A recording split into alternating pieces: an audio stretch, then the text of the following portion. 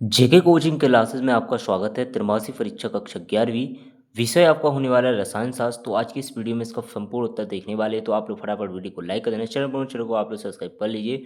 समय जो है इसका 3 घंटा दिया गया है और 70 अंक का पूर्णांक होने वाला है आपका। तो आप लोग जल्दी जल्दी मैं बताया जाता हूँ इसका आंसर। तो आप लोग यहाँ पर देखते जाइएगा, सही विकल्प चुनकर लिखिए। पहला प्रश्न है हमारा, शुद्ध जल की मूल्यता होती है 55। इसके बाद है 1.6 ग्राम मीथेन के पूर्ण दहन से उत्पन्न CO2 की मात्रा होगी, तो ये होगी 4.4 ग्राम। इसके बाद सोडियम आयन में इलेक्ट्रॉनों की संख्या, ये होगी आपका 10। ठीक है, एक तत्व के लिए उपकोष के मान होता है, तो इसमें आप लोग 10 लगा लेंगे। इसके बाद BCNO को इलेक्ट्रॉन बनता का क्रम, सो इसका करेक्ट आंसर बी। इसके बाद निम्न में से कौन सा अनुचुंबकीय नहीं है, तो CO इसका करेक्ट आंसर हो जाएगा। इसके बाद आता है हमारा रिक्त स्थान, तो रिक्त स्थानों की पूर्ति कीजिए। तो ये हमारा सामान्य ताप एवं दाब पर गैस के एक मूल अणुओं का आयतन होता है, तो इसका आप लोग 22.4 लीटर। ठीक है, इसके बाद है आपका, जिस कक्षक के लिए n=1 l=0 होगा तो उसे 1s से प्रदर्शित करेंगे। इसके बाद है ऑक्सीजन की परमाणुक त्रिज्या की नाइट्रोजन से कम होती है। इसके बाद न्यूनतम गलनांक वाली धातु पारा होती है।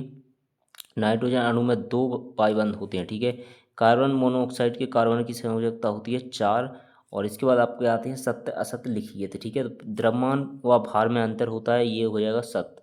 जब सभी संख्याएं पूर्णांक हो तो सार्थक अंकों की गणना का नियुक्त प्रयुक्त नहीं होगा, तो ये हो जाएगा असत्य। इसके बाद एक उपकक्ष में अधिकतम 6 इलेक्ट्रॉन जा सकते हैं, ये हो जाएगा असत्य। ठीक है, नाभिक में न्यूट्रॉन प्रोटॉन पाए जाते हैं, तो ये हो जाएगा सत्य। इलेक्ट्रॉन ग्रहण एंथैल्पी को किलो प्रति मोल में मापा जाता है, ये हो जाएगा सत्य। इसके बाद BCl2 अणु में Sp² संकरण पाया जाता है, तो ये हो जाएगा असत्य। ठीक है, तो इस प्रकार से आप लोग सत्य सत्य कंप्लीट करेंगे। अब नेक्स्ट क्वेश्चन देखेंगे हम जल्दी से।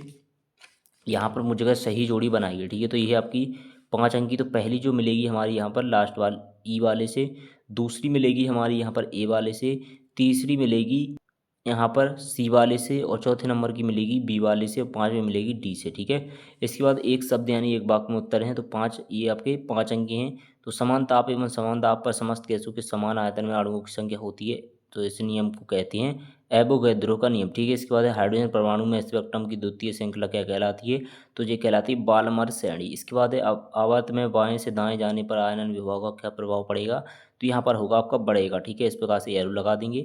इसके बाद बेंजीन के अणु में कितने सिग्मा बंध पाई बंध होते हैं, सिग्मा बंध होते हैं 12 और पाई बंध होते हैं 3। इसके बाद बंध लंबाई को नापने की इकाई, तो इसमें हो जाएगा एंगस्ट्रॉम। इस प्रकार से आप लोग ए पर बिंदी रख देंगे। ठीक है, अब हमारा प्रश्न आता है जो सार्थक अंकों से आप क्या समझते हैं, और अथवा में पूछेगा निम्न अंकों के 3 सार्थक अंकों को निकटतम कीजिए। ठीक है, तो चलिए सभी का सॉल्यूशन यहाँ पर देखते जाते हैं जल्दी जल्दी। सो यहाँ पर जो आपको प्रश्न नंबर 6 है, इसका सॉल्यूशन यहाँ पर दिया गया। ठीक है, तो ये आपका इसका आंसर है, यहाँ से यहाँ तक लिखेंगे।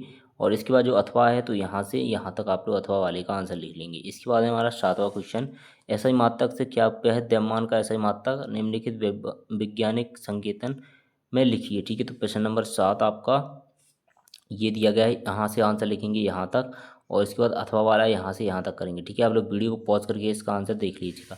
इसके बाद है हमारा 9वां क्वेश्चन, N+L नियम उदाहरण सहित लिखिए। तो आप लोग देख तो सभी प्रश्न आपको एक बार देख लेना। ठीक है, तो यहाँ पर आपके दिए गए हैं ये प्रश्न हो जाएंगे।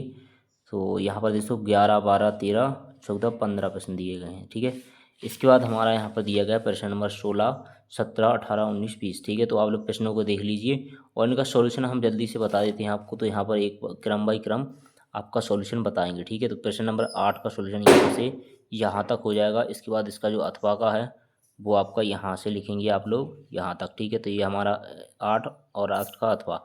इसके बाद 9वां क्वेश्चन जो है आपका उत्तर यहाँ से यहाँ तक लिखेंगे। इसके बाद अथवा लिखेंगे यहाँ से यहाँ तक, और प्रश्न नंबर 10 का यहाँ से यहाँ तक हो जाएगा आपका। इसके बाद इसका अथवा का आंसर यहाँ से लिख लेंगे, और 11 क्वेश्चन का आंसर ये दिया गया है आपका।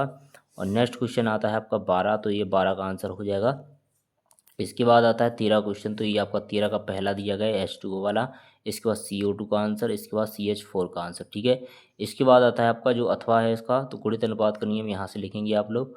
और नेक्स्ट है हमारा यहाँ पर प्रश्न नंबर 14, तो 14 का आंसर यहाँ से आप लोग कंप्लीट करेंगे यहाँ तक। ठीक है, इसके बाद हमारा आता है जो अपवाह का नियम है अथवा में, तो 2 लाइनें लिखेंगे आप लोग, बाकी इसको याद कर लेंगे। इस मानचित्र में जैसे आपको लिखा है ये वैसे, तो आपको ये अपवाह का नियम का जो ये संकेत है ये आपको याद होगा। ठीक है, इसके बाद प्रश्न नंबर 15, तो 15 में हमारा यहाँ पर दिया गया है, तो इसको आप लोग कर लेंगे। इसके बाद अथवा का आंसर यहाँ से हो जाएगा यहाँ तक। ठीक है, प्रश्न नंबर 16, 16 का आंसर आपका ये दिया गया है, उत्तर लिखा है यहाँ से, और इसका कंप्लीट करेंगे यहाँ तक। इसके बाद अथवा वाला है आपका, तो अथवा का आंसर यहाँ से यहाँ तक कंप्लीट करना है आपको। नेक्स्ट है आपका इसमें ये पॉइंट दिए गए हैं, तो पॉइंटों को याद कर लेना। इसके बाद है हमारा 17 का आप लोग एक लाइन में उत्तर दे देंगे। इसके बाद इसका अथवा का आंसर यहाँ पर दिया गया है, और 18 का आंसर यहाँ से करेंगे आप लोग, जो कंप्लीट होगा आपका यहाँ तक, ठीक है। इसके बाद है हमारा अथवा तो पावली का वजन का सिद्धांत ये दिया गया है।